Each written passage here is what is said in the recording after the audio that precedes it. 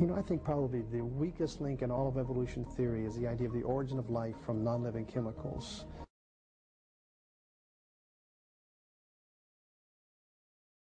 It's probably easier to get from a cell to a person than it is to get from chemicals to life. The gap there is just so incredibly large.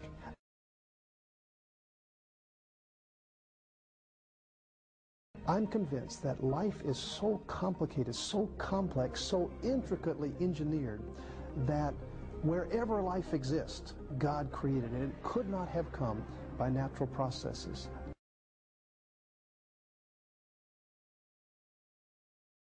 Life comes from a creator, and that creator tells us that he created life here on earth. Here we see it, unimaginably complex. It must have been created.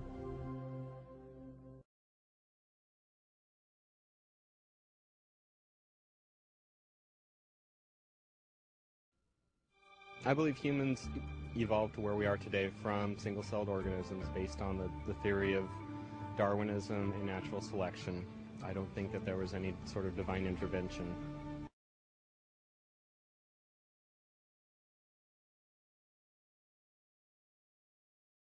I believe evolution is pretty much a proven theory.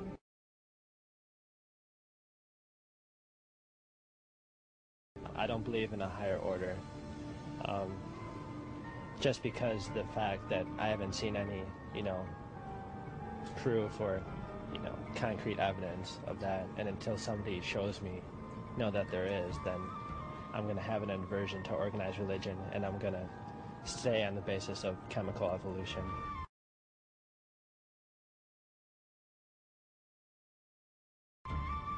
No life is simple.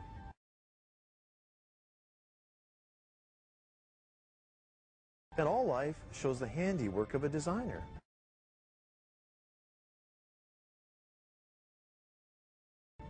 Scientists know this, yet many believe in chemical evolution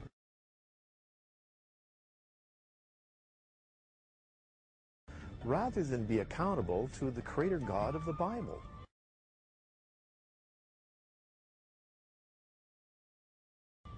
Next, we will examine the evolutionary view that simple life has evolved into complex life.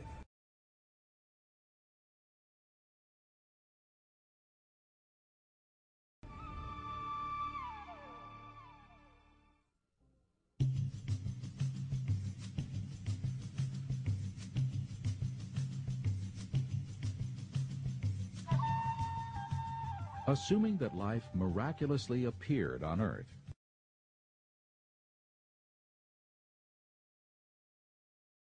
is it possible that single-cell life evolved to become all the complex plants and animals we see today?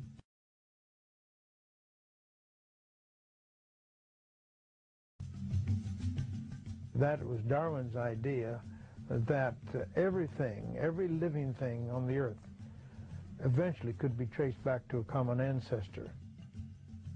The thing that Darwinists believe is that life, that all the species on Earth have evolved by a process of spontaneous genetic mutation, that's a spontaneous change in the DNA, which is the program for every living thing, coupled with natural selection, the survival of the fittest.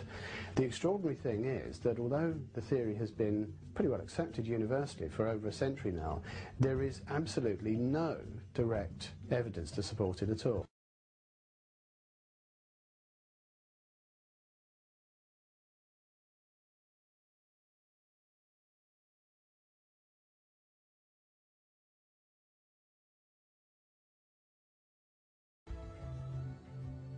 Charles Darwin theorized that given enough time, one kind of animal could evolve into another. This is the basis for the evolutionary tree of life taught in biology. Yet Darwin himself acknowledged the lack of transitional fossils in the rock strata.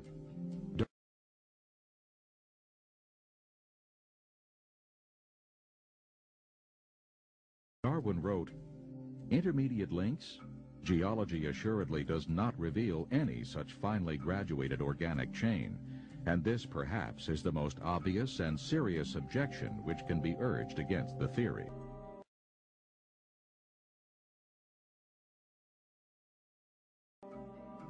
Evolutionists claim that these invertebrates in turn evolved into vertebrates, such as fish. However, over the last 150 years, scientists have unearthed billions of invertebrate and vertebrate fossils, and they have not found a single transitional form.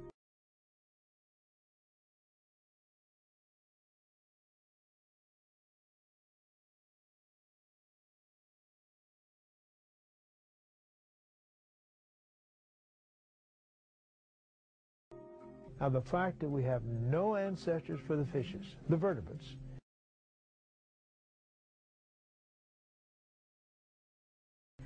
we have no ancestors for the invertebrates,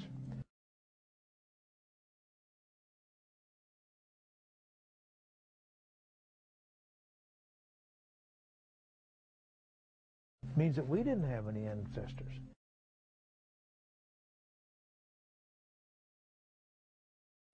And evolution is impossible.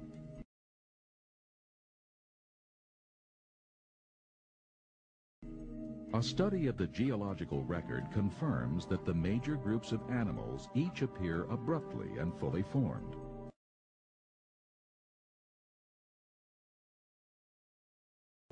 For example, within the insect world, there is enormous variety and complexity. Yet evolutionists offer no conclusive evidence that any of the insects evolved from a common ancestor.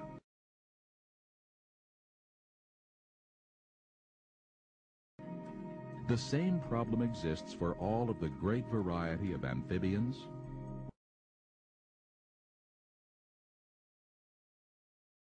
reptiles,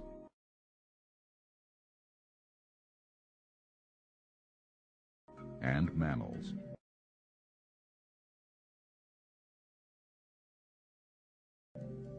The evolutionary tree of life has no trunk nor branches.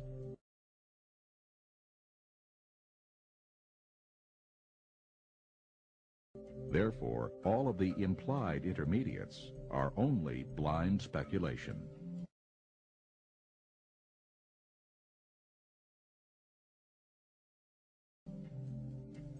Sometimes Darwinists hold up examples of what they say are transitions. For example, I suppose the best known example is Archaeopteryx, which appears to be half dinosaur, half bird. The trouble is, when you look at the dinosaurs that it might have evolved from, what you find is that none of those dinosaurs had a collarbone, and birds all do have a keeled breastbone which holds the pectoral muscles, which enables it to flap its wings.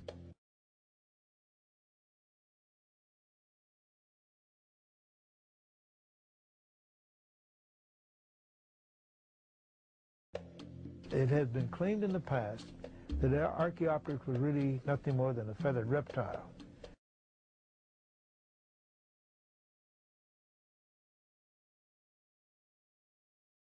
Well, I've never seen a reptile yet that you just stick a bunch of feathers in and kick it in the tail and it flies.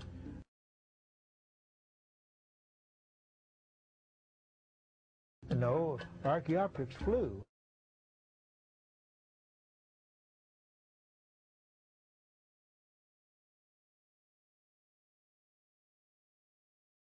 He had wings, and it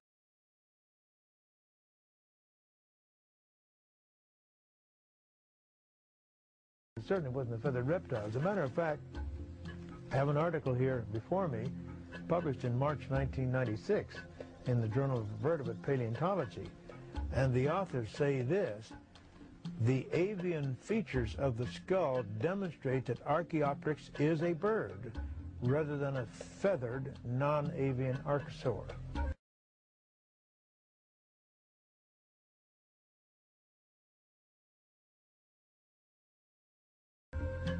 The most important missing link of all, of course, is the missing link between an ape-like ancestor and mankind. That's the missing link that most of us are interested in. Have we found that? Well, if you listen to Darwinists, you'd think that we found lots of them.